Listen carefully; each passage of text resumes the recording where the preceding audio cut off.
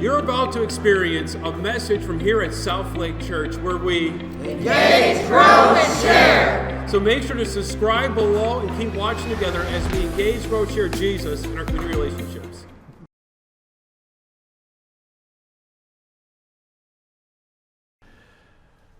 So we are working through stories here at South Lake. In the next couple of weeks, we'll be going through the different stories that we have. But as South Lake, as we all come together, we all have different ways that we can share stories together. And some of the ways we can do that is just gathering with one another. So this week, we got a whole bunch of gatherings happening. This Tuesday, we're going to be watching The Chosen, continuing watching the life and story of Jesus. So if you're interested in learning more about that and all that's happening, check us out this Tuesday. Wednesday, we always have our Wednesday morning recap breakfast at Kelly's. So you have questions or things about this message, we'd love for you to join us and be a part of that. And then this Friday, we have our guys gathering over at Chris Leach's house. So if you need a chance this week just to relax from all the things that are happening, join us this Friday over at Chris's. And of course, on Saturdays, we have our MERS. These are ways that we as South Lake gather together. And the cool part at all these different gatherings, we get to share how we're doing. We get to share our stories. Now, when I talk about stories, and I say the word story, and that the Bible is full of stories, what comes to mind typically when you hear the word story? Fiction. Yes, no, thank you. Fables. Rapunzel. Or Tangled, sorry. Make sure I get the right movie there. Biography. So, thank you. So what's happening there is that, yes, typically when you hear the word stories, we think of fictions, legends, and myths. But a story is sharing facts and things that are happening. So thank you, Miss LaDonna. A biography is a story of somebody's life, putting everything together. Though, can things still be sometimes fabricated? Yeah, más o menos. But a story is a way to share that. And us as humankind, we've been sharing stories for generations and generations. Shows us who we are. And the Bible is full of stories of God using people for His purposes, for His will. And they all come together showing us what God is doing. But the cool part is these are people that existed. These are people who God used. These are people who struggled the same way we struggled too. Now, our reading today starts off with the very two first people, Adam and Eve. But what's really cool with their story, and I've been thinking about, is did you see what God allowed and gave Adam and Eve to do? Let's think about that. A name. Do we all have a name?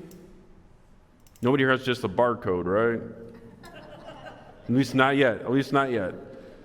We all have a name, right? And typically in your name, is there a story behind why you have that as a name?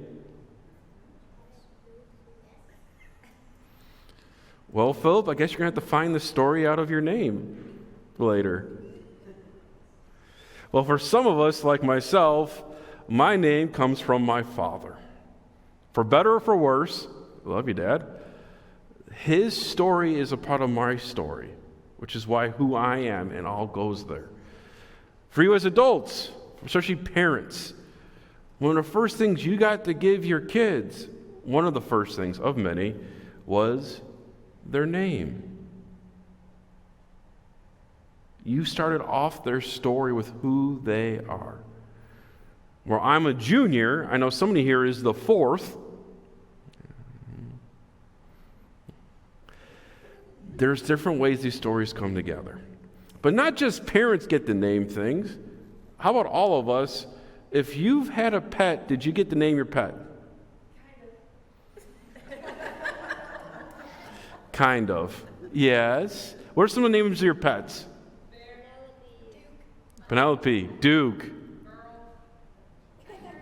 We're not talking about Earl right now. How about over here? Wasn't it some of your pets? There you go. See? So think about that.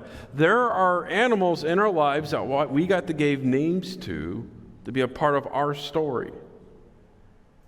I mean, that's a cool thing to think about, being able to name something and watch it grow and develop, even if it's jumping off the balcony stairs full force into the door. But,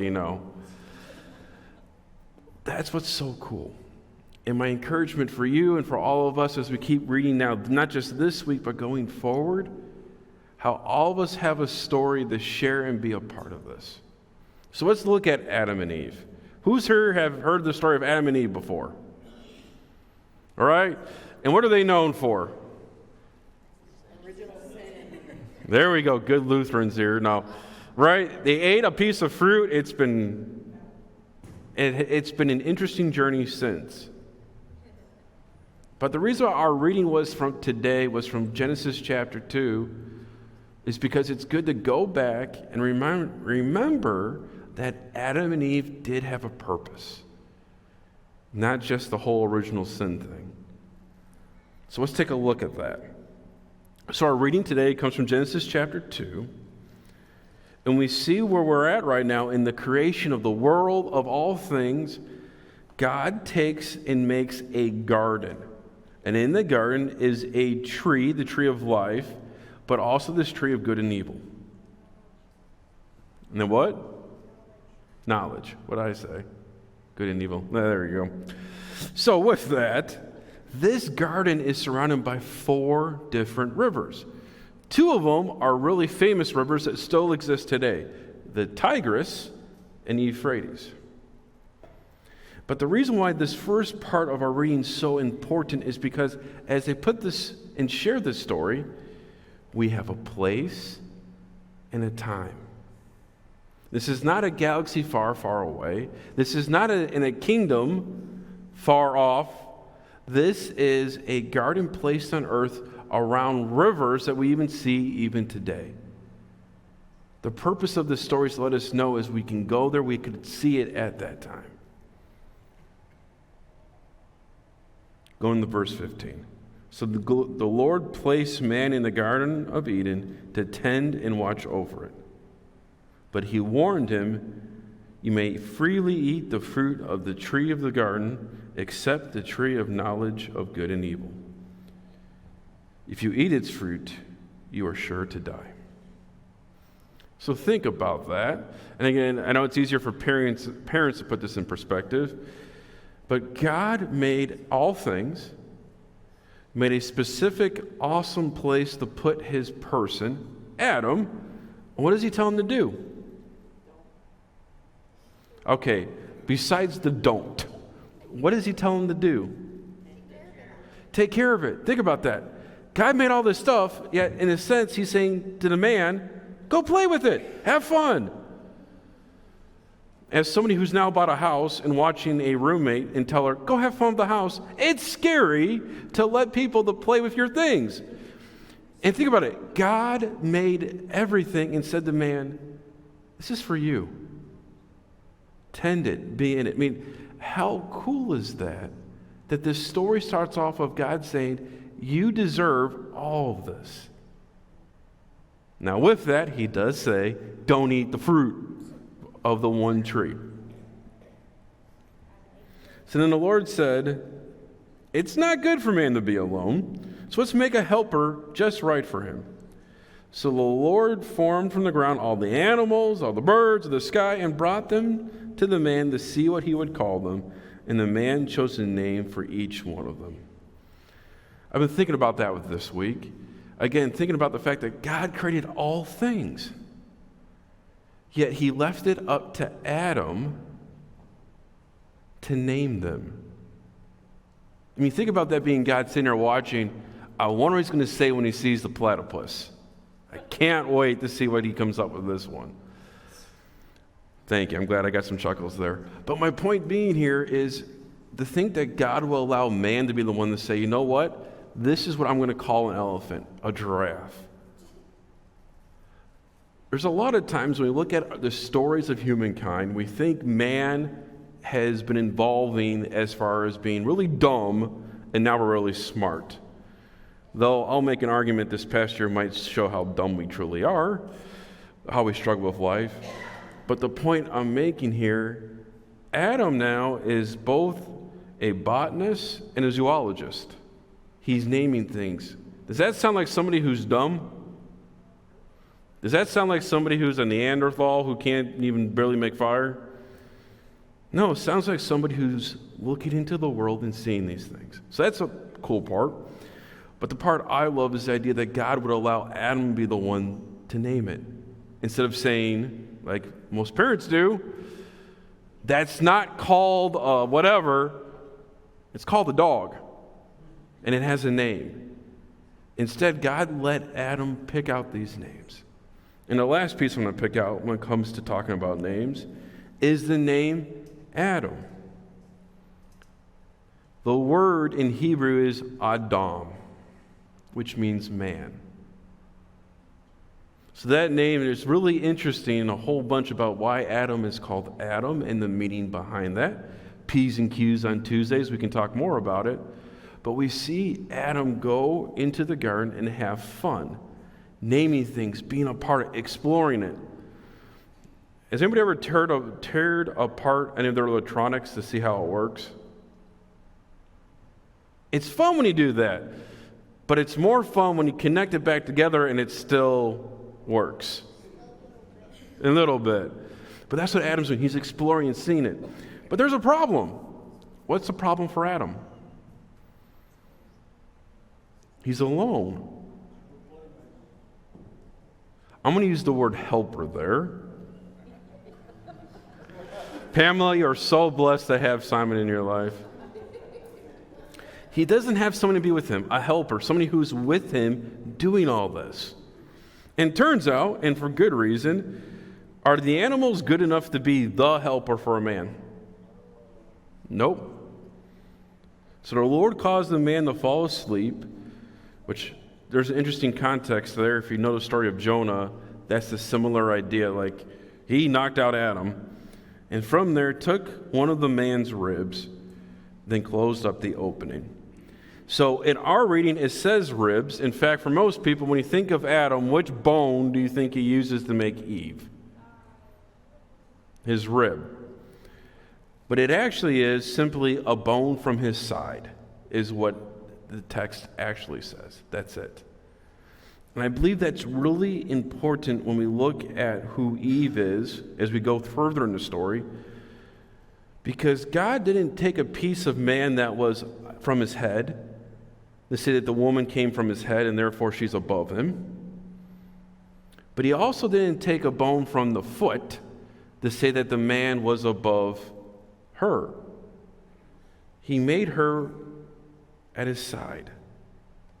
Somebody to help him be with him through this, together as one. In fact, the end of our reading makes a point. That's why man and woman come together. They leave their families so that they can be one and start their own family. I wish we could stay here in the garden in paradise, but unfortunately, what ends up happening? Adam was coerced to eat the apple.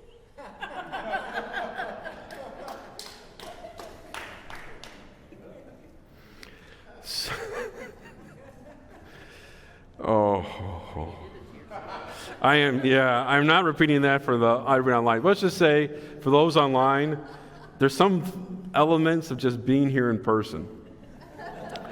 Well, what happens is that Eve and Adam go on a walk together, and the serpent shows up and tempts Eve with Adam right next to her. We always forget that little detail. And when the serpent tempts him, what he says to Eve is that you will be like God.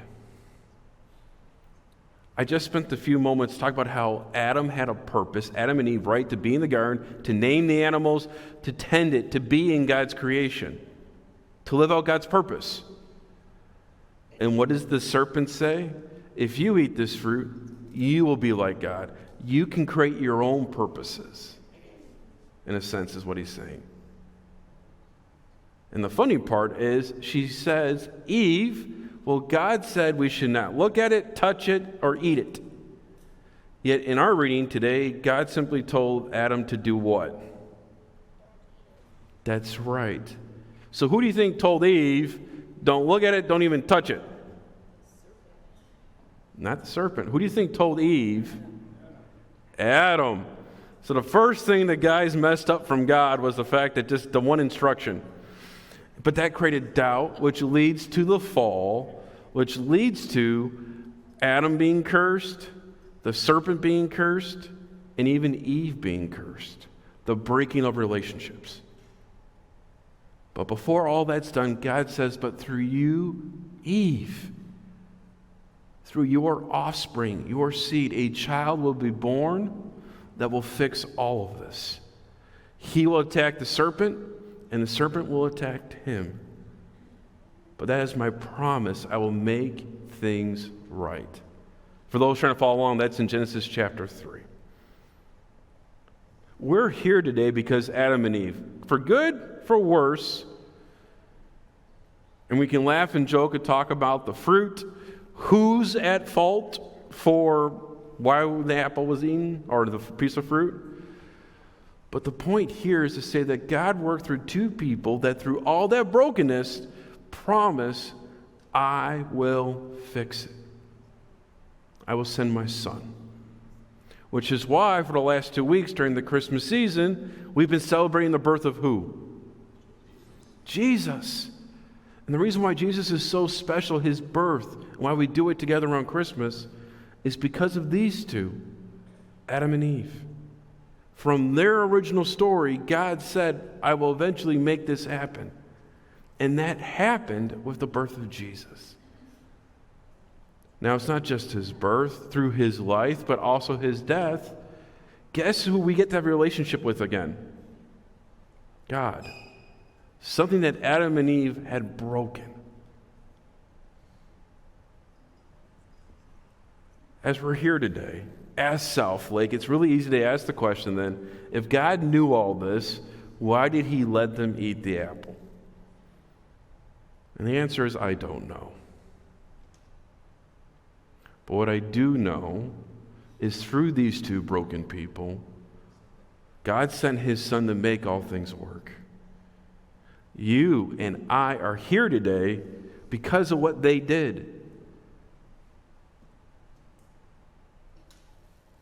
Yes, Greg. Does that mean God gave us free will?